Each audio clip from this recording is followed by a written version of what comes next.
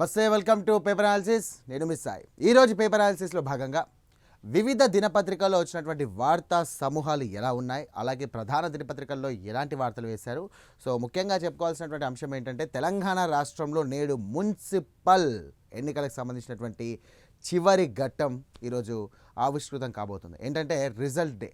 So ఎన్నికల్లో పోటీ చేసినటువంటి అభ్యర్థుల భవితవ్యం నేడు తెలనుంది. మరి కాంగ్రెసా, బీఆర్ఎస్ఆ, బీజేపీయా, ఎంఐఎం అనే చందంగా కూడా తెలంగాణ రాజకీయాలు ఒక్కసారిగా హీట్ ఎక్కే అవకాశాలు ఉన్నాయి. ఎవరికి ప్రజలు పట్టం కట్టబోతున్నారు అనే అంశాలు కూడా చూడబోతున్నాం. అండ్ వివిధ సంబంధించినటువంటి అంశాలు కూడా ఉన్నాయి. సో ఏపీకి రాజకీయాలకు సంబంధించి కూడా, అలాగే తెలంగాణ రాజకీయాలు ఎలా ఉన్నాయి, అలాగే ప్రధానమైనటువంటి వార్తలు ఏంటో ఈరోజు మనం చూద్దాం. ముందుగా మనం వెళ్ళాల్సినటువంటి దినపత్రిక అయితే ఈనాడులో ప్రధానంగా చూసుకుంటే గనక మద్యంలో రూపాయలు 3,200 కోట్లు చిన్న అవినీతి కాదు. ఇక బ్యూరోక్రాట్లు, ఉన్నత హోదాలో ఉండేవారు, తుది నిర్ణయాలు తీసుకునేవారు కుమ్మక్కు, అవన్నీ లేకుండా ఇంతటి అక్రమం సాధ్యం కాదు. ఈ కేసుతో సంబంధం ఉన్నటువంటి బ్యూరోక్రాట్లను కూడా అరెస్ట్ చేయకపోవడం దురదృష్టకరం. మద్యం కుంభకోణం రాజ్ కసిరెడ్డికి బెయిల్ నిరాకరిస్తూ supreme court chief justice of India justice Surya Kant కీలకమైనటువంటి వ్యాఖ్యలు చేశారు. మామూలు డబ్బు కాదు, 3,200 కోట్ల అవినీతి అనేది మామూలు విషయం కాదు నిజంగా చెప్పాలంటే. సో మద్యం కుంభకోణం కూడా చాలా దారుణంగా అయిందని చెప్పేసుకోవచ్చు. అది ఆంధ్రప్రదేశ్లో పెద్దగా దుమారం రేపినటువంటి అంశం ఏదైనా ఉంది అంటే అది మద్యం కుంభకోణమే. కొంచెం డీటెయిల్గా వెళ్ళే ప్రయత్నం చేద్దాం. బ్యూరోక్రాట్లు రాజకీయ పలుకుబడి ఉన్నటువంటి హోదాలో అనుభవించేవారు, తుది నిర్ణయాలు తీసుకునేవారు. వీరందరి మధ్య కూడా నేరపూరిత కుట్ర, క్రియాశీలక సహకారం, అలాగే కుమ్మక్కు లేకుండా 3,200 కోట్లకు సంబంధించినటువంటి భారీ అవినీతి కూడా సాధ్యం కాదని చెప్పేశారు. ఇదేమి చిన్న విషయం కాదు. ఈ కేసులో కొందరి నిందితులు బెయిల్ మీద కూడా విడుదలైనంత మాత్రాన మిమ్మల్ని విడుదల చేయలేమి కాలేదు. అందులో వల్ల బెయిల్ ఇవ్వడం కుదరదు. మీరు మరీ కొంతకాలం వేచి చూడండి అని సుప్రీంకోర్టు ప్రధాన న్యాయమూర్తి జస్టిస్ సూర్యకాంత్ మద్యం కుంభకోణంలో ప్రధాన నిందితుడు A1 రాజ్ కసిరెడ్డికి స్పష్టం చేశారు. ఇక బెయిల్ కోసం అతను దాఖలు చేసినటువంటి పిటిషన్పై సిజేఐ జస్టిస్ సూర్యకాంత్, అలాగే జస్టిస్ జోల్ మాల్యా బాగ్చిలతో పాటు కూడినటువంటి ధర్మాసనం గురువారం విచారించింది. గత సోమవారమే ప్రధాన న్యాయమూర్తి అయినటువంటి ధర్మాసనం బెయిల్ ఇవ్వడానికి కూడా నిరాకరించిన, వాదనలు వినిపించడానికి కొంత సమయం ఇవ్వాలని రాజ్ కసిరెడ్డి న్యాయవాది చేసినటువంటి సీనియర్ వాదనలో భాగంగా విజ్ఞప్తి మేరకు గురువారం మరోసారి దీన్ని తీసుకుంది. 298 రోజులుగా కూడా జైల్లోనే Raj Kasireddy is the main person of మద్యం కుంభకోణానికి సంబంధించి కూడా మెయిన్ పర్సన్ ఎవరు అంటే రాజ్ కసిరెడ్డి. సో దీనికి సంబంధించి కూడా సుప్రీంకోర్టు అలా వ్యాఖ్యలు చేయడం కూడా మామూలు విషయం కాదు. సో పరిశ్రమలు రావడం వైకాపాకు ఇష్టం లేదు. విశ్వసనీయత ఉన్నటువంటి 5 కంపెనీలకు 99 పైసలకు భూములు ఇచ్చాం మండలిలో మంత్రి లోకేష్. సో ఆంధ్రప్రదేశ్ అభివృద్ధిలో భాగంగా కూడా పరిశ్రమలు రావాలి, ఎప్పుడైతే పరిశ్రమలు బాగుంటాయో ఆ రాష్ట్రం సుభిక్షంగా ఉంటుందనే అంశం తీసుకొని ఆ విధానంతోనే ఆంధ్రప్రదేశ్ ప్రభుత్వం కూడా ముందుకు సాగినటువంటి పరిస్థితి. 99 పైసలకి భూములు ఇచ్చామని చెప్పేసి కూడా చెప్పడం జరిగింది.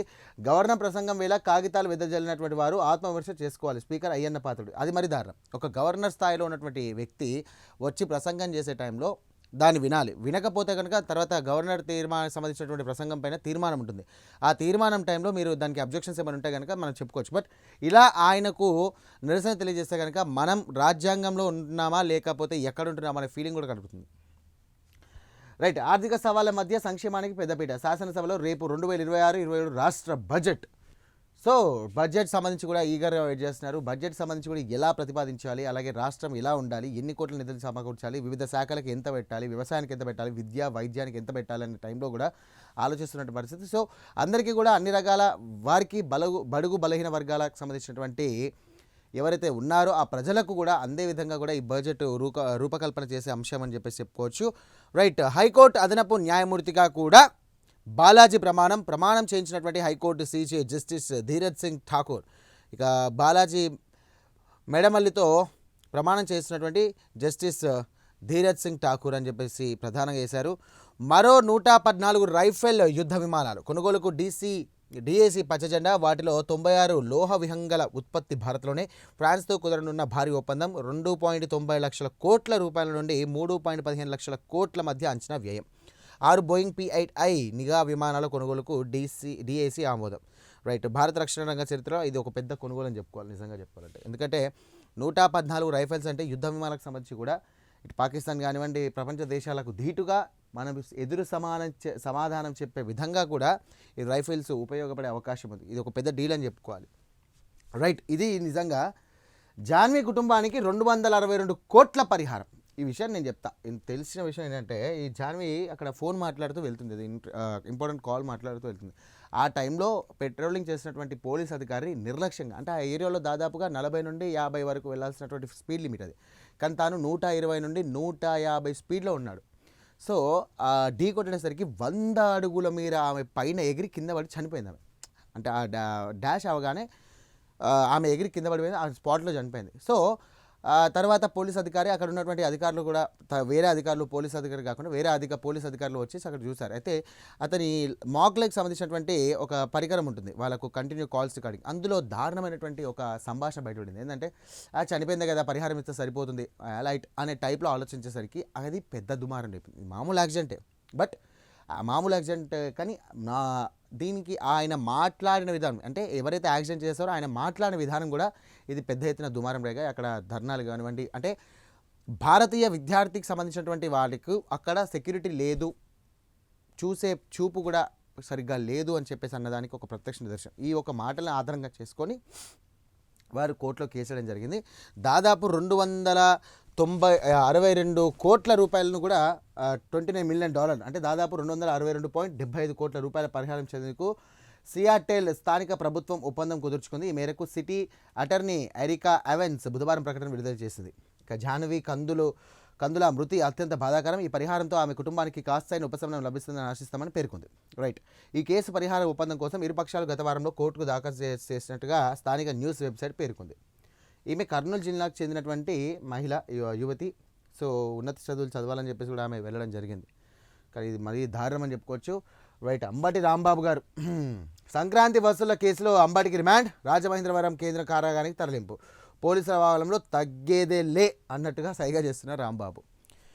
ఒక బాధ్యతాయుతమైనటువంటి పదవిలో ఆయన ఉన్నారు, ఒకప్పుడు ఉన్నారు.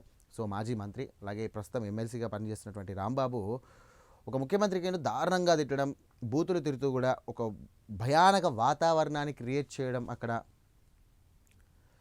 చేసేసి అక్కడ మాట్లాడడం కానివ్వండి, దానిపైన కూడా దాదాపు 96 కేసులు అయ్యాయి రాష్ట్రం మొత్తం కూడా ఆయన మీద.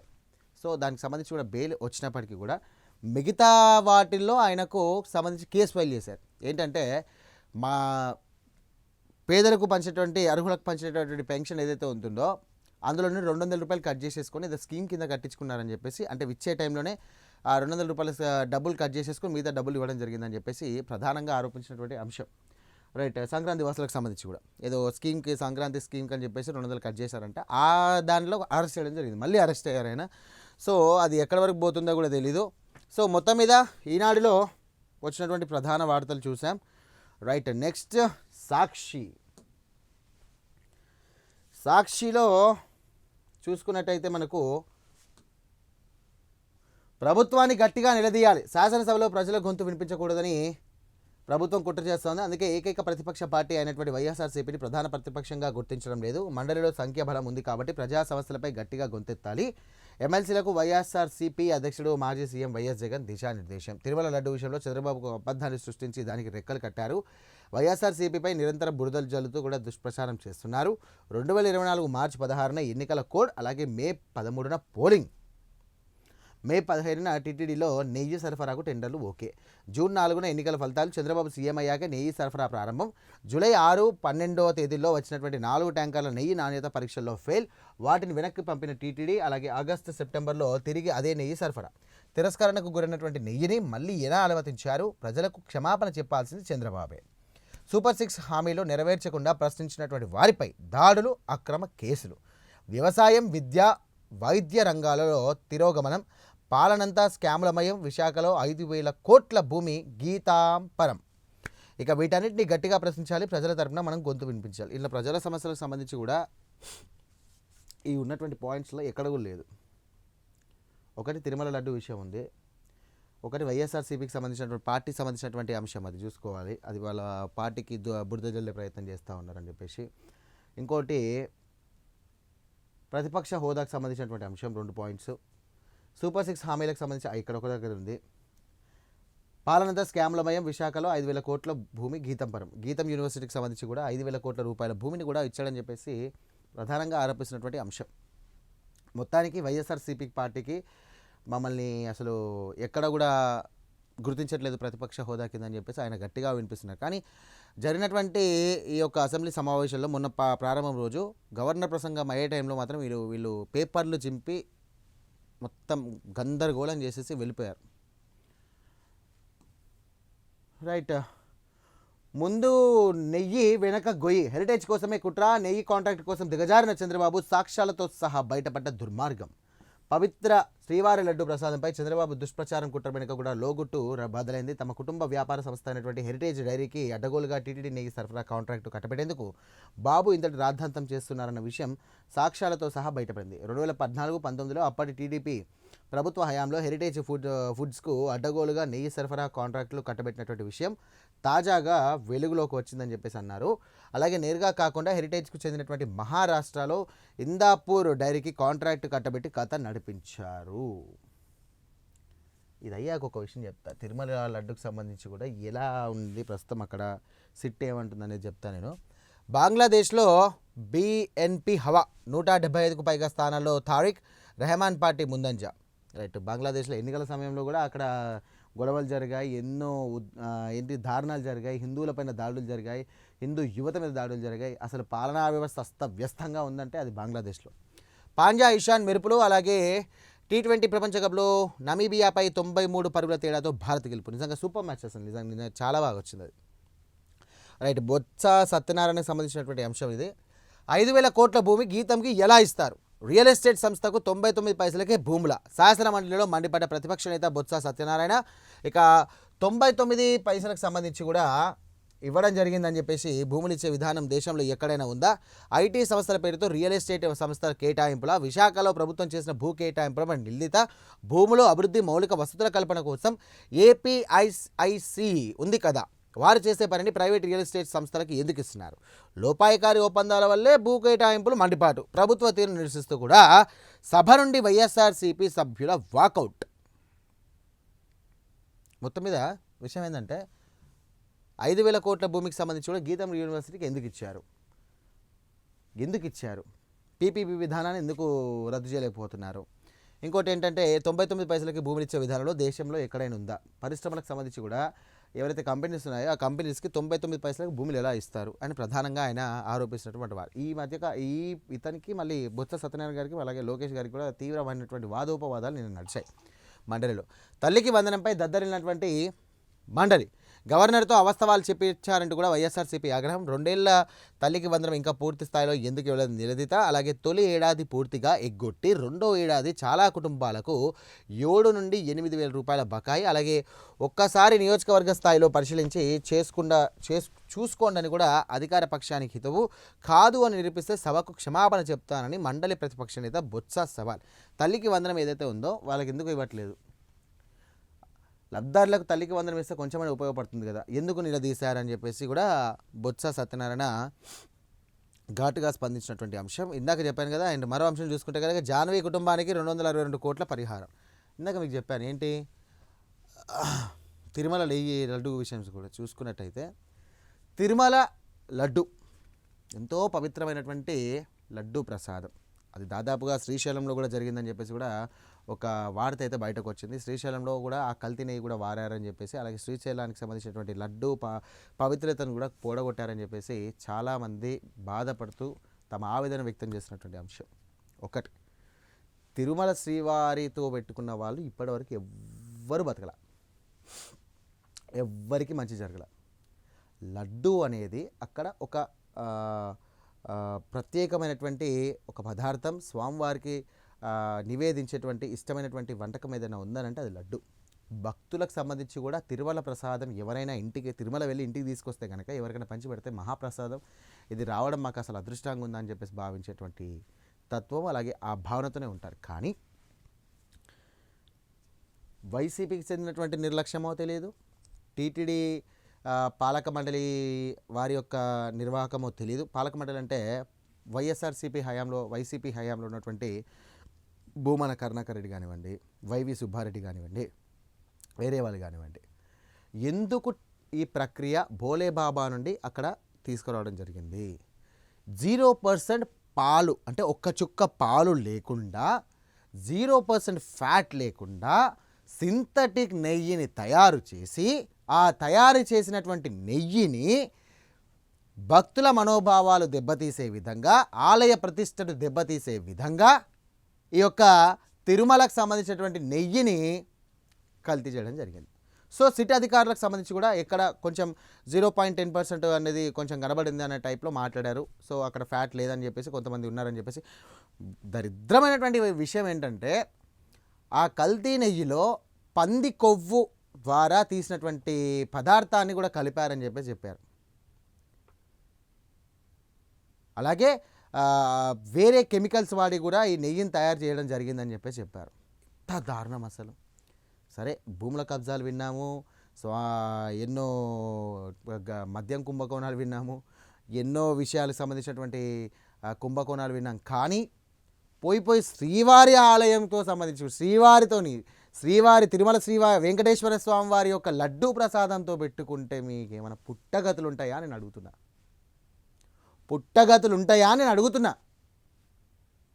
అది ఎవరైనా కానీ రాజకీయాలకు శ్రీవారి ఆలయం అసలు కానే కాదు.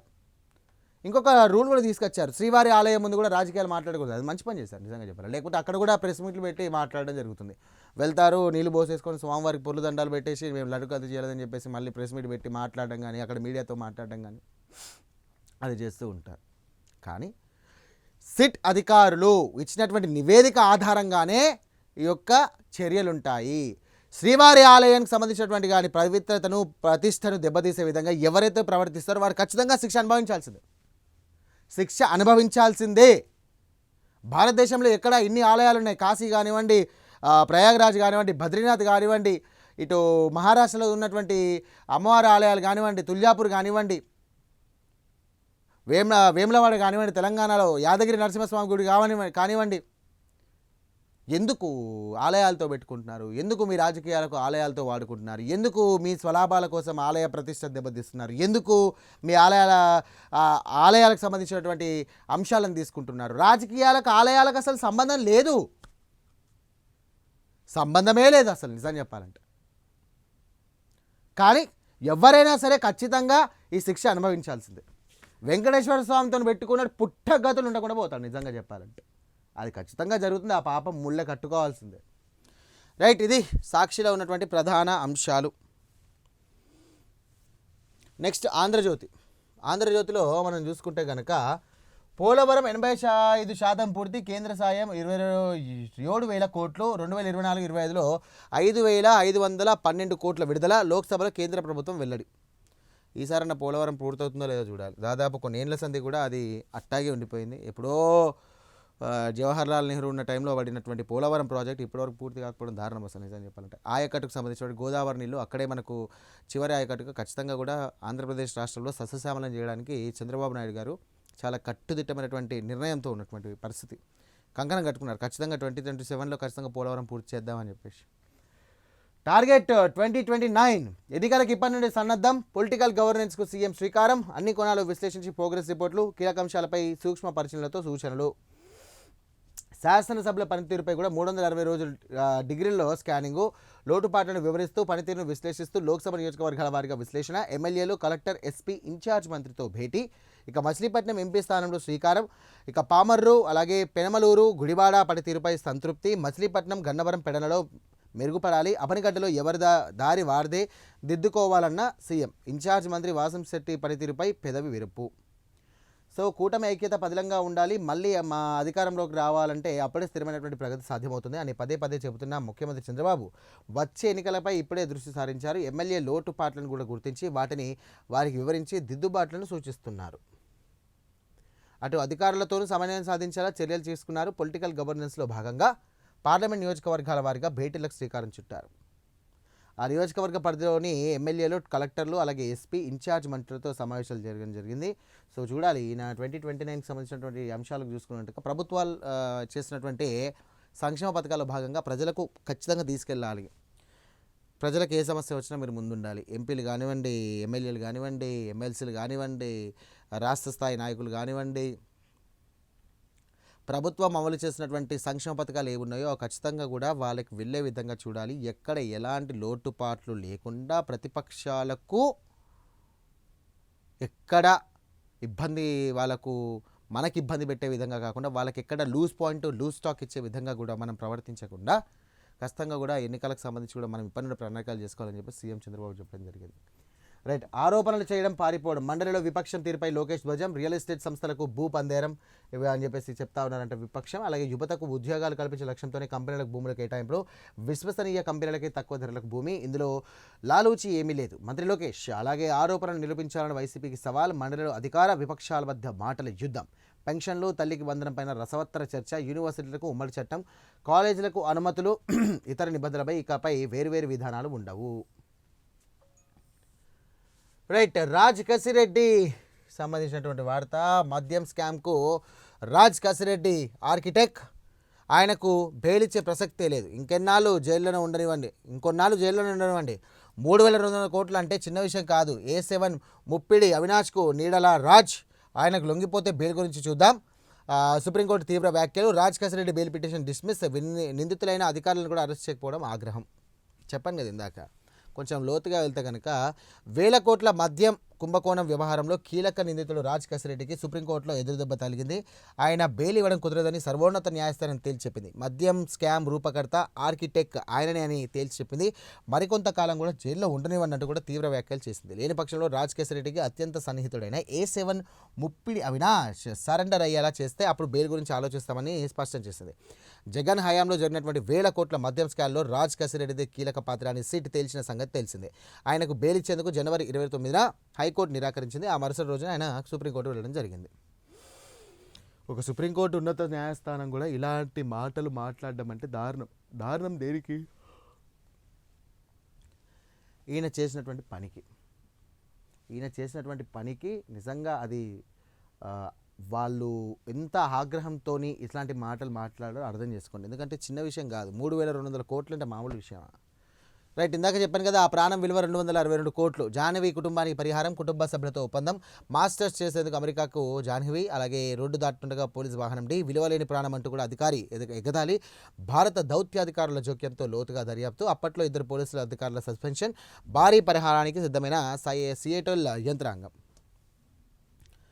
3 ఏళ్ల న్యాయ పోరాటం, పరిహారం ప్రకటన వినకముందే జాహ్నవి తండ్రి శ్రీకాంత్ మృతి. అబ్బా, 2 రోజుల కిందటనే గుండెపోటుతో మరణం. రైట్. 30 లక్షల 30 ఎకరాలు జగన్ జమానాలో బొత్స కుటుంబానికి ఆయా చితలబ్ది, పెట్టని పరిశ్రమకు గ్రోత్ సెంటర్లో భూములు అడ్డగోలుగా కేటాయించిన వైసీపీ. ఇప్పుడు గీతం భూముల క్రమబద్ధీకరణపై యాగి.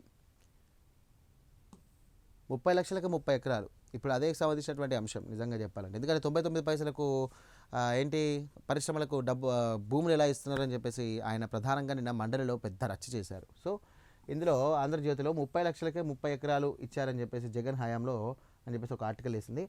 ప్రతిష్టాత్మకమైనటువంటి గీతం యూనివర్సిటీకి భూమి ఇవ్వడాన్ని తప్పుపడుతున్న శాసనమండలి విపక్ష నేత బొత్స సత్యనారాయణ తాను మాత్రం ఎంచక్కా ప్రభుత్వ భూములు సొంతం చేసుకున్నారు. పెట్టని పరిశ్రమ పేరుతో 30 కోట్ల విలువైనటువంటి భూమిని కేవలం 30 లక్షలకే తీసుకున్నారు. ఆ వివరాలకు వెళ్తే విజయనగరం జిల్లాలోని బుబ్బిలి గ్రోత్ సెంటర్లో ఇథనాల్ డిస్టిలరీ యూనిట్ పెడదామని కూడా 30 ఎకరాలు కేటాయించిన బొత్స సత్యనారాయణ కుమారుడు సందీప్, కుటుంబ సభ్యులు ఆదినారాయణ, శ్రీధర్, సతీష్ కుమార్కు APIICకి 2023 జూన్లో దరఖాస్తు చేశారు. రోజుకు 200 కిలోమీటర్ల ఇథనాల్ తయారు చేస్తామని చెప్పేసి ఆయన తీసుకోవడం జరిగింది. కానీ ఇప్పటివరకు అది పెట్టలేదంట. నా గొంతు నొక్కేందుకే ప్రతిపక్ష నేత హోదా ఇవ్వలేదు, అసెంబ్లీలో మాట్లాడే ఛాన్స్ లేనందున మీడియాతో మాట్లాడుతున్న జగన్. ఇక కల్తీ నెయ్యితో వైసీపీకి సంబంధం లేంటూ అవే అబద్ధాలు. అసెంబ్లీలో తన గొంతు నొక్కేందుకు కూడా ప్రధాన ప్రతిపక్ష నేత హోదా ఇవ్వడం లేదని చెప్పేసి వైసీపీ అధ్యక్షుడు జగన్మోహన్ రెడ్డి ఆరోపించారు. సభలో ఏకైక ప్రతిపక్ష పార్టీ ఉన్నటువంటి వైసీపీ అయినా ప్రభుత్వం గుర్తించడం లేదని అన్నారు. గురువారం తాడేపల్లి వైసీపీ కేంద్ర కార్యాలయంలో వైసీపీ ఎల్పీ సమావేశంలో పార్టీ ఎమ్మెల్యేలు, ఎమ్మెల్సీలతో ఆయన మాట్లాడారు. ఇక అసెంబ్లీలో సీఎం చంద్రబాబుకి సంబంధించి కూడా ఆయన మాట్లాడే విధానం కొంచెం బాగుంటుంది. ఆయన మాట్లాడడం సరిగ్గా మాట్లాడటం ఎంతసేపు వైసీపీకి సంబంధించినటువంటి నాయకులపైన ఆయన బురద జల్లడం జరుగుతుందని చెప్పి తీవ్ర స్థాయిలో ఆయన మీడియాతో మాట్లాడడం జరిగింది.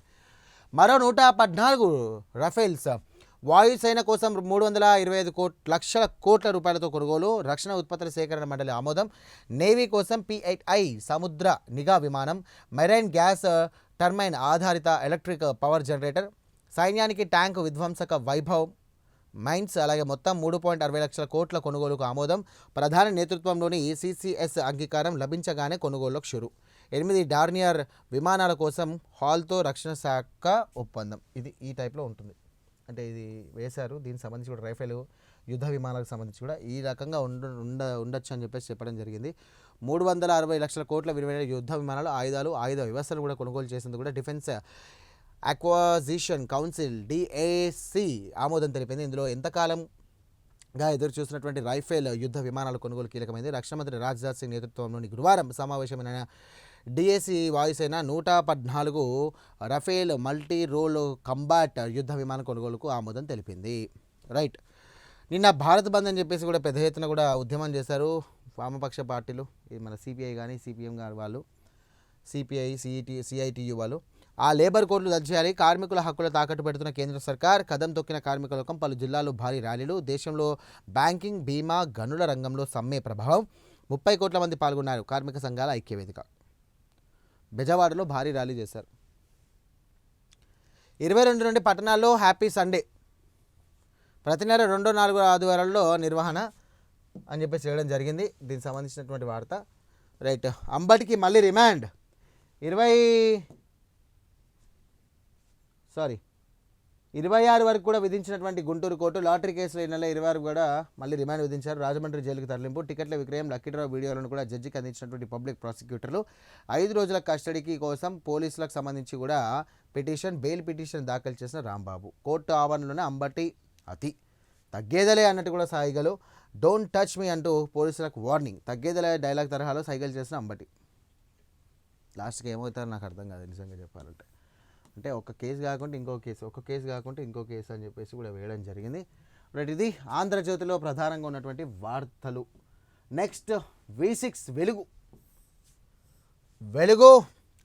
నేడే కౌంటింగ్. రాష్ట్ర వ్యాప్తంగా 123 చోట్ల లెక్కింపు. ఉదయం 8 గంటల నుండి కూడా కౌంటింగ్ ప్రక్రియ. సాయంత్రం 4 గంటలకల్లా పూర్తి ఫలితాలు. మొదట 25 బ్యాలెట్ పేపర్లకు బండిల్, అలాగే ఒక్కో రౌండ్లో 1000 ఓట్ల చొప్పున లెక్కింపు. విధుల్లో 10,000 మందికి కూడా పైగా ఉద్యోగులు. కేంద్రాల వద్ద భారీగా బందోబస్తు, పలు చోట్ల జోరుగా బెట్టింగ్లు స్టార్ట్ అయ్యాయి నిజంగా చెప్పాలంటే. జడ్జిమెంట్ డే మొత్తం కూడా రాష్ట్ర వ్యాప్తంగా 123 చోట్ల ఎన్నికల సంఘం ఏర్పాటు చేసింది. అలాగే లెక్కింపు కేంద్రాలు 116 మున్సిపాలిటీలో 2,569 వార్డుల నుండి కూడా 10,179 మంది, 7 కార్పొరేషన్ పరిధిలో 412 డివిజన్ల నుండి 2,225 మంది అభ్యర్థులు పోటీ పడ్డారు. వీరిలో గెలిచేదెవరో ఓడేదెవరో, ఏ పార్టీకి ఎన్ని సీట్లు వస్తాయో, ఏ బల్దీ ఎవరి చేతికి వెళ్తుందో మరి కొంతసేపట్లో తెలిసిపోతూ ఉంది.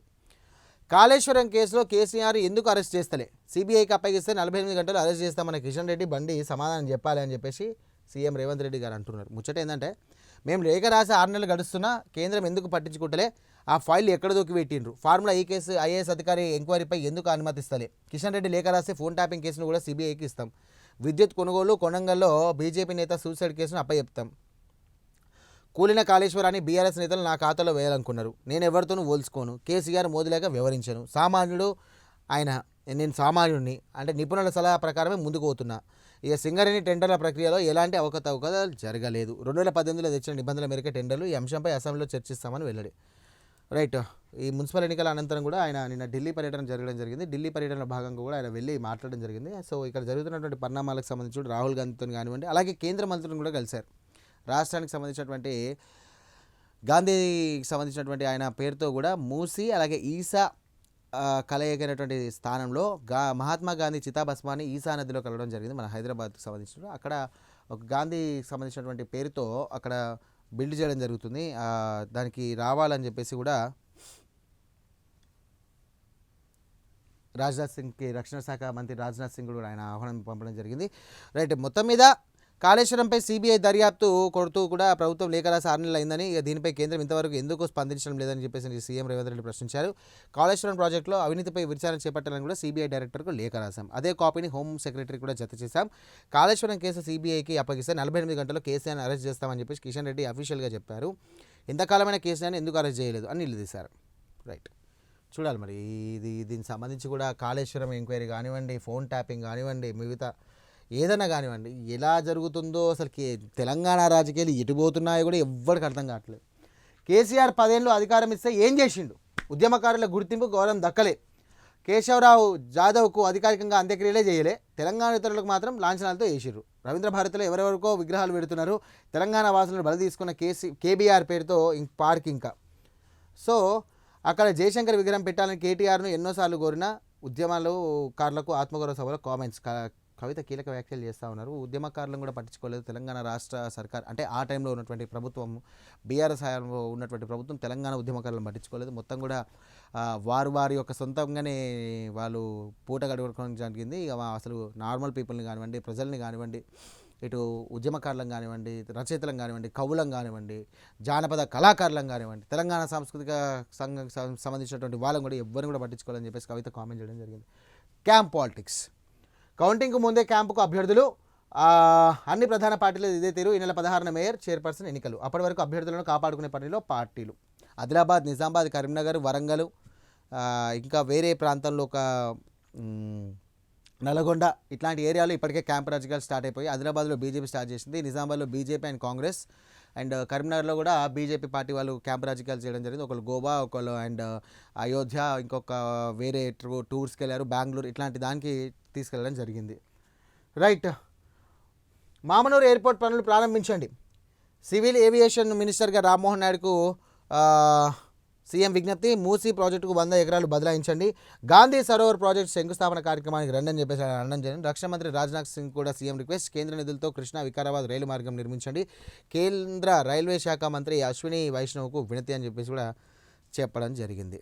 అంత్యక్రియలకు కులం అడ్డు. మృతుడి పాడెమోసిన భార్య, ఆడపడుచులు, ఇక కుల బహిష్కరణకు గురైన బంధువు రావడంతో గ్రామస్తుల దూరం. జగిత్యాల జిల్లా కందనకుంటలో ఘటన జరిగిందని చెప్పేసి అనుకోవచ్చు. ఇంకా ఈ యొక్క టెక్నికల్ రంగంలో ఇట్లా ఉన్న టైంలో జెన్జీ కిడ్స్ నడుస్తున్న టైంలో కూడా కుల వివక్షత, ఈ అంటరానితనము, అట్లాగే ఈ కుల బహిష్కరణలు ఇంకా నడుస్తున్నాయి. దారుణం అది.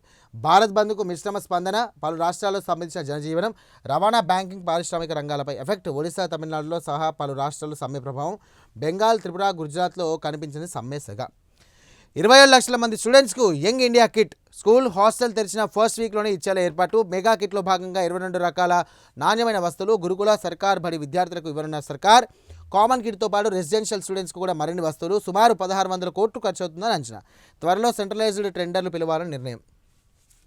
డైరెక్టర్ రిక్రూట్మెంట్తో జీపీఓ పోస్టులు. డిగ్రీ క్వాలిఫికేషన్ నిర్ణయించిన సర్కార్. కలెక్టర్లకే నియామక, క్రమశిక్షణ అధికారాలు ఉత్తర్వులు జారీ. కొత్తగా చేరే వారికి 3 ఏళ్లు ప్రొబేషన్ బాండ్ రాయాల్సిందే. మొత్తం 10,954 గ్రామ పాలనా అధికారుల కొలువులు. పాత వీఆర్ఓలు అలాగే వీఆర్ఏలకు బదిలీల ద్వారా అవకాశం. ఐటీ కారిడార్లో హైడ్రా భారీ ఆపరేషన్. ఇక మోడికుంట చెరువు చుట్టూ ఆక్రమణ తొలగింపు. 11 ఎకరాల భూమి ప్రభుత్వ భూమి సాధనం. విలువ 2,200 కోట్లు పైమాట. అమ్మో. జానవి ఫ్యామిలీకి 262 కోట్ల పరిహారం. రైట్. క్యాంప్ పాలిటిక్స్ అయిపోయాయి, నీడే కౌంటింగ్ అయిపోయింది, మొత్తం మీద కూడా నడుస్తూ ఉంది. సో చూడాలి ఈరోజు ఏం జరగబోతోంది. తెలంగాణ రాష్ట్ర రాజకీయాలకు సంబంధించి కూడా half of the time Congress పార్టీకి ఉన్నటువంటి 5 సంవత్సరాల్లో 2-3.5 సంవత్సరాలు గడిచిపోయి ఇంకా 2.5 సంవత్సరాల కాలం ఉంది. ఆ హాఫ్ ఇయర్ తీసేస్తే కనుక ఎన్నికల ప్రక్రియ తిరగడం అది ఉంటుంది. ఇంకా 2 సంవత్సరాల ఉంది కాబట్టి ప్రజలు ఈ 2.5 సంవత్సరాల్లో సంతృప్తి ఉన్నారా లేరా? ప్రజలు ఎటువైపు ఉన్నారు? ఇటు బీఆర్ఎస్ఆ, బీజేపీ, కాంగ్రెసా? ఏం చేస్తూ ఉన్నారు? సో ఈ రాజకీయాలు కీలకంగా మారే అవకాశం ఉంది. ఎందుకంటే ఈ మున్సిపల్ ఎన్నికలకు సంబంధించి కూడా కీలకంగా మారే అవకాశం ఉందని చెప్పుకోవచ్చు. దీని ద్వారానే పట్టు సడలిస్తారా, పట్టు ఉందనుకుంటారా, లేకుంటే పట్టు విడిచారా అనేది కూడా తెలుస్తూ ఉంది. సో చూడాలి. మొత్తం మీద మున్సిపల్ ఎన్నికలు ఎవరికి అనుకూలం కాబోతున్నాయి, ఎవరికి ప్రతికూలం కాబోతున్నాయి అనేది సర్వత్రా జరుగుతున్నటువంటి ఉత్కంఠ. మొత్తం 116 మున్సిపాలిటీలు, 7 కార్పొరేషన్లకు సంబంధించి కూడా ఎవరిది హవా ఉండబోతోంది, అలాగే ఎవరు మేయర్ కాబోతున్నారు, ఎవరు చైర్పర్సన్ కాబోతున్నారు అనేది, ఎన్ని కాంగ్రెస్ పార్టీ గెలుచుకుంటుంది, ఎన్ని బీఆర్ఎస్ పార్టీ గెలుచుకుంటుంది, ఎన్ని బీజేపీ పార్టీ గెలిపించుకుంది అనేది సంబంధించి కూడా సాయంత్రం 3-4 గంటల వరకు క్లియర్ కట్గా మనకు అర్థమైపోతుంది. సో ఇది ఇవాల్టి పేపర్ అనాలిసిస్ కార్యక్రమం. మరో అంశంతో మళ్ళీ కలుద్దాం. అంతవరకు చూస్తూనే ఉండండి ప్రైమ్ 9.